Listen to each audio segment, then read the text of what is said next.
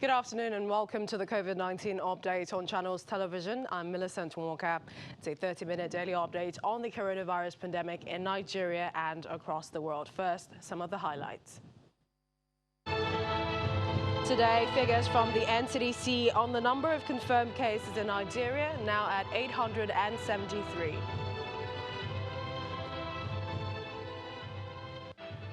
State governors in the country propose a 2-week interstate lockdown to stemming the pandemic.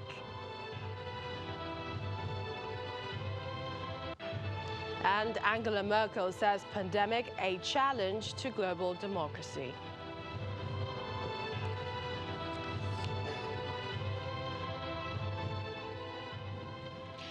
Now, as things stand presently, it's difficult to tell exactly when the COVID-19 figures will begin to witness a drop. This is because more figures emerged last night. The National Center for Disease Control, NCDC, confirming additional 91 cases of COVID-19, bringing the total number recorded in the country to 873. 74 of the cases are in Lagos, 5 in Katsina, 4 in Ogun, 2 each in Delta and Edo states, while Abuja, Adamawa, Kwara and Oyo each have 1 case.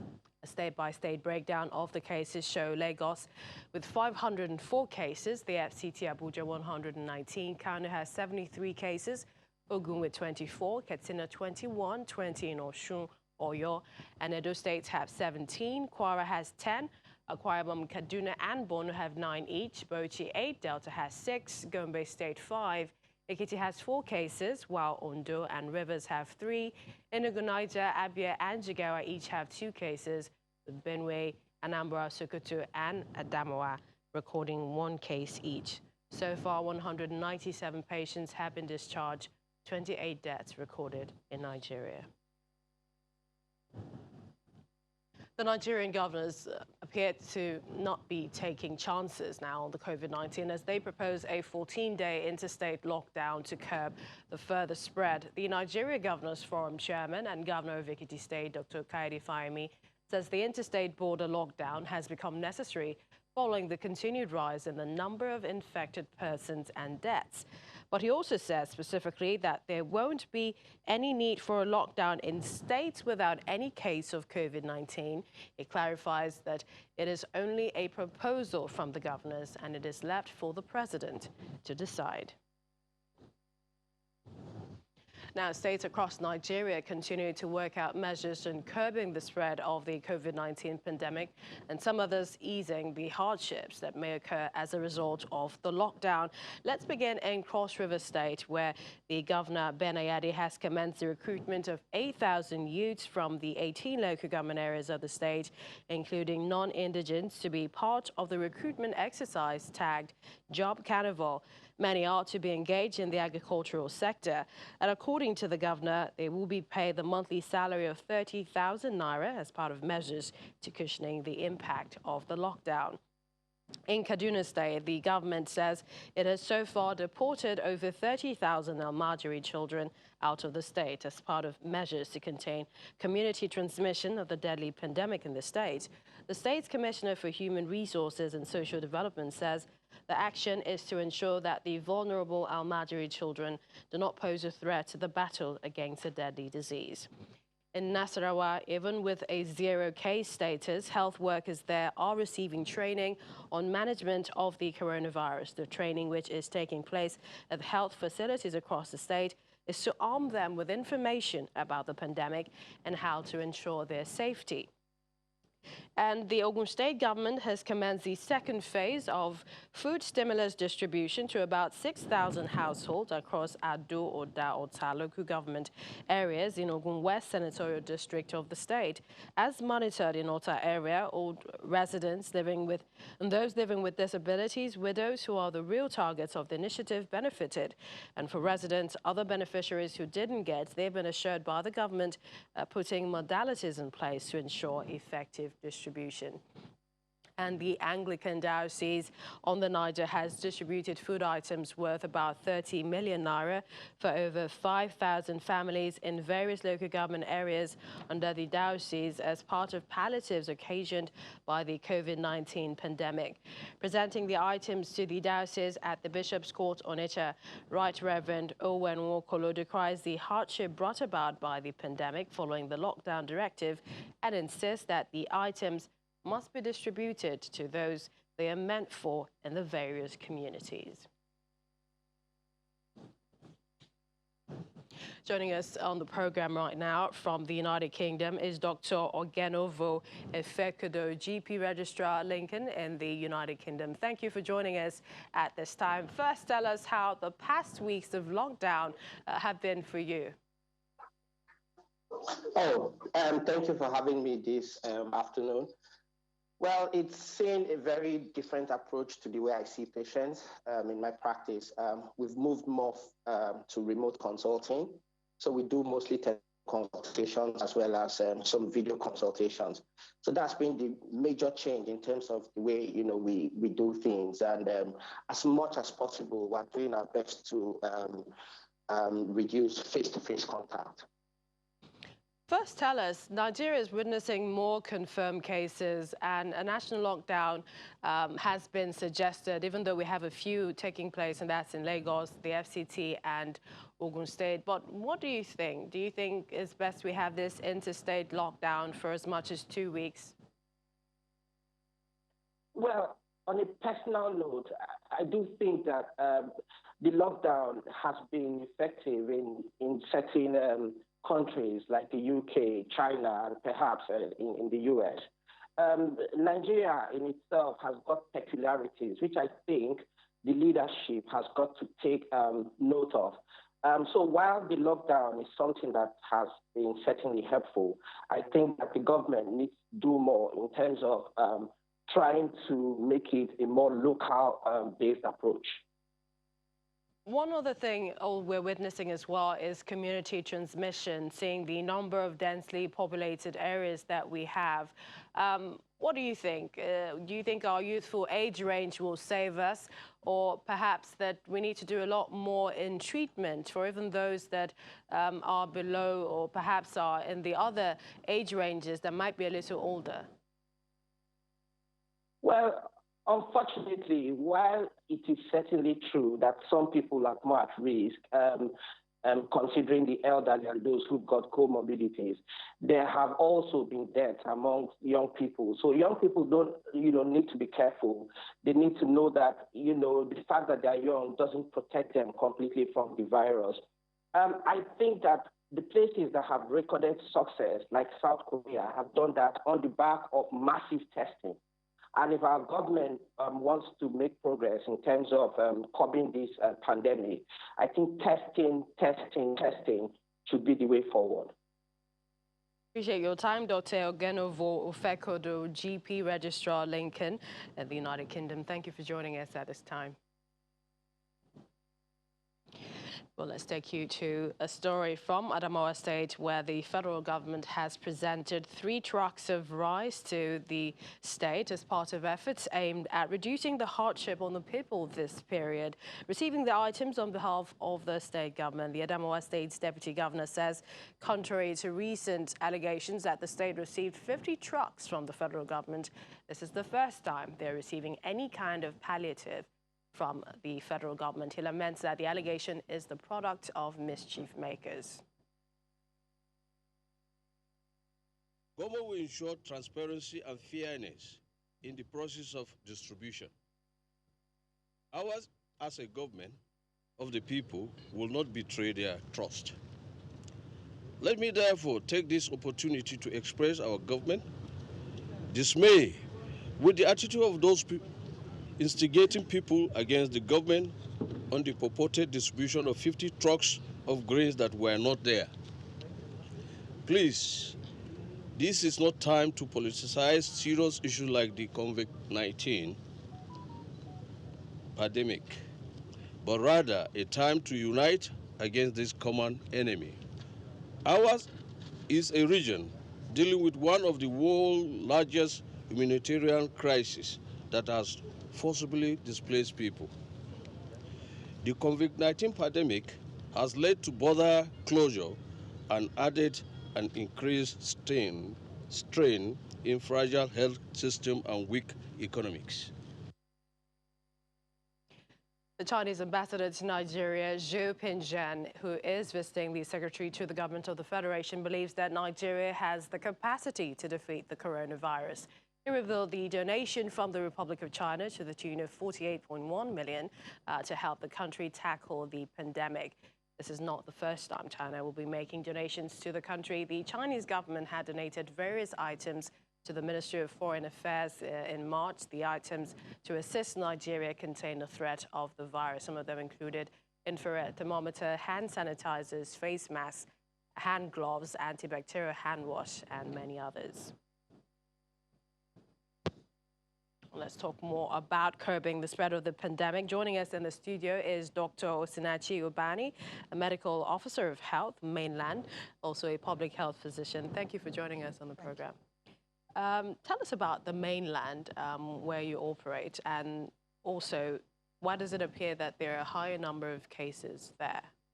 Okay, let's talk about Lagos mainland, not mainland, because we have this issue of mainland island. Okay. But I'm working in Lagos mainland, one of the 20 local governments in Lagos State.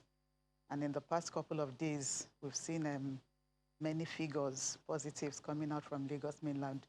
Okay, so there are a few things that would have brought that rise. Number one, we have 2 of the 3 testing centers in Lagos State. In Lagos mainland, we have IDH, we have NIMA, and both of them are in Lagos mainland. So sometimes we have some patients who come out positive who don't necessarily reside in mainland, but because they've been tested in those 2 centers, they're all categorized as mainland. Again, when the state decentralized the sample collection sites, Lagos mainland was one of the first few that started sample collection in one of the PHCs, Simpson Primary Health Care Center. And so before some other local governments started, we had started testing, collecting samples, and we had started seeing positive cases from the samples collected. So that also could have attributed. And then we have a major market, we have Oyinbo market, because I noticed that when the results are out, and then you're trying to arrange for the evacuation team, you find out that the addresses of those positive patients are not necessarily in mainland. The figures are high, very high, probably the highest in Lagos State. But not all the figures attributed to Lagos mainland actually reside in Lagos mainland. So how do we explain the community transmission and the reason why we're seeing a lot more figures? Okay, well, we have all established that there's community transmission now, because now we have people who have tested positive, who do not have any history of traveling, who do not have any contact with someone that has traveled, who have not housed, attended to, or been close to anybody that has been sick, and they have come out positive. One of the problems is that what we're seeing for now is like a tip of the iceberg.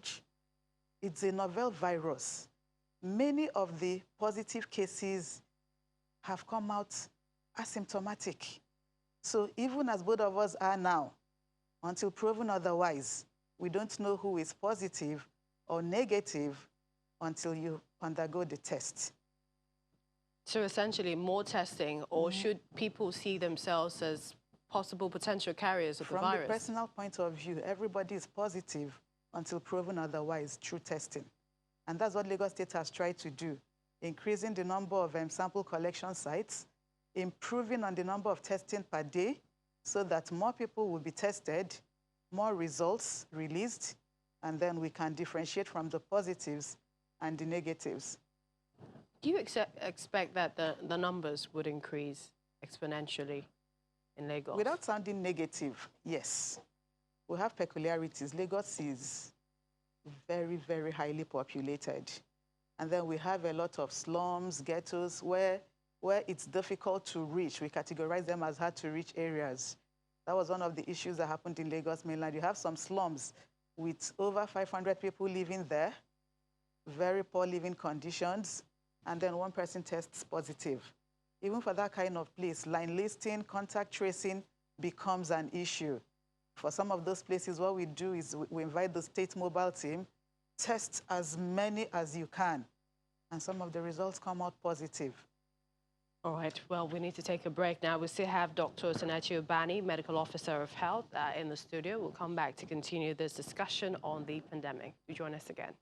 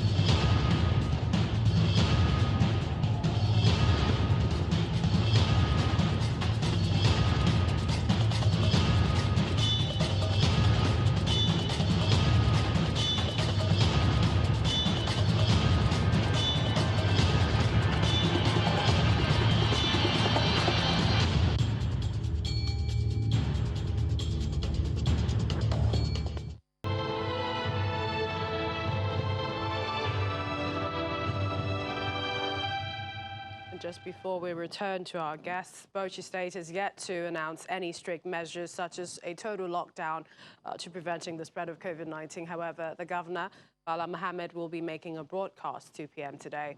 Our correspondent Hajar Ali reports on what the governor is likely to say and the relief packages of the government. Thank you. In Bauchi State, individuals, groups and organizations are complementing government's efforts to cushion the effects of COVID-19 on the less privileged people. Behind me are food items meant for less privileged households, and this will be distributed by the Nigerian Air Force to 200 less privileged households in Bauchi State. This activity also coincides with the Air Force 56 years anniversary. So for us as a Special Operations Command, we have chosen two communities. This community where we are now and Durum, to touch 200 families, not persons, 200 families. What you see us giving out today, we're able to cater for a father, a mother and 4 children for the next 4 weeks. And the aim of this is to make sure that they have something to eat, because an hungry man is an angry man. And in the spirit of social responsibility, which the Air Force hold very dear, we have decided to do this morning in compliance with directives of Chief of the Air Staff. We also try to maintain the tenets of the federal government order. You can see we try to wash our hands, use sanitizers, and also maintain social distance. So while we are giving out this palliative, we're also very mindful of the directives of the federal government. In the meantime, the Bauchi State Governor, Bala Mohammed, is expected to deliver a broadcast this afternoon. And some of the issues that may likely come up is the introduction of stringent measures in order to contain the spread of the coronavirus in the state. Yesterday, the state government held the Executive Council meeting, and the government resolved that the budget will be slashed by 50% in order to meet current economic realities. From Bauchi State, Hajara Aliyu, Channels Television. All right, the latest there.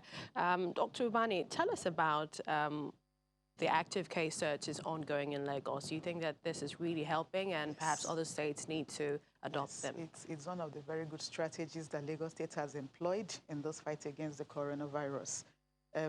Apart from the active case search in the houses, house to house, we've also had active case search in the health facilities, because some of the positive cases we're seeing now came out from hospitals.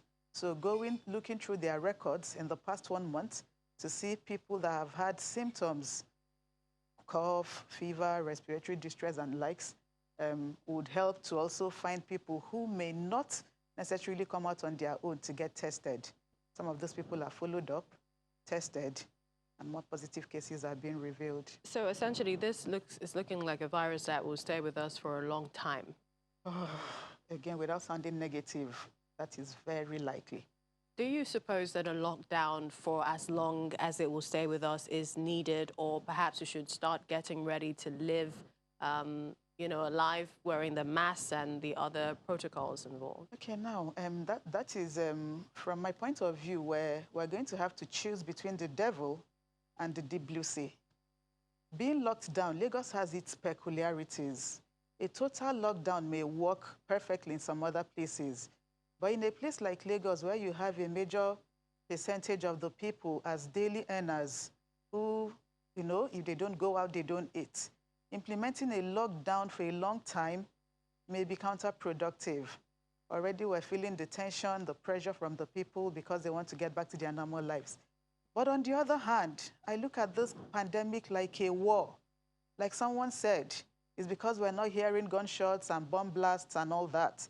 So some people are still taking it easy. But it's a very difficult and tough situation.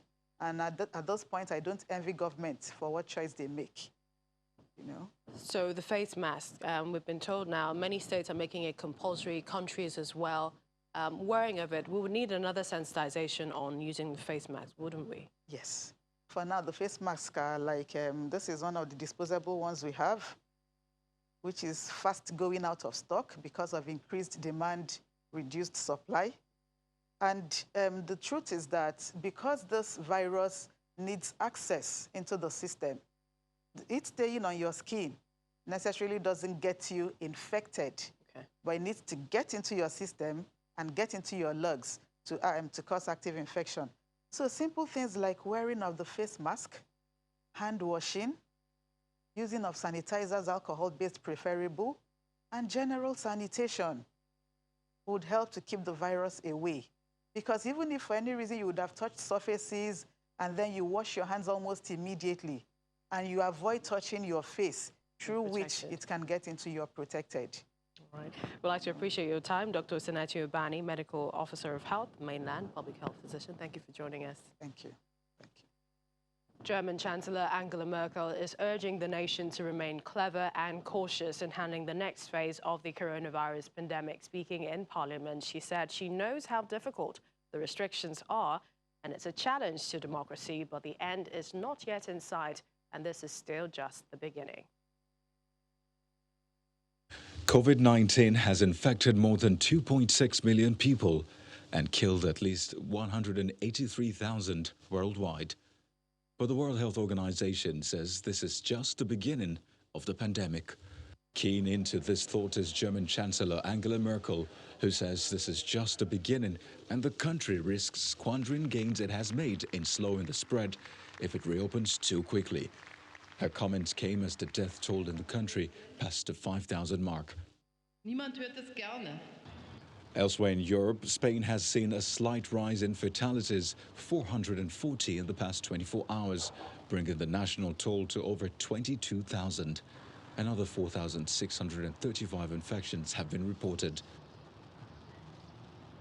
Meanwhile, Finland's Prime Minister Sanna Marin is self-isolating after a person working at her official residence came into close contact with a confirmed coronavirus case.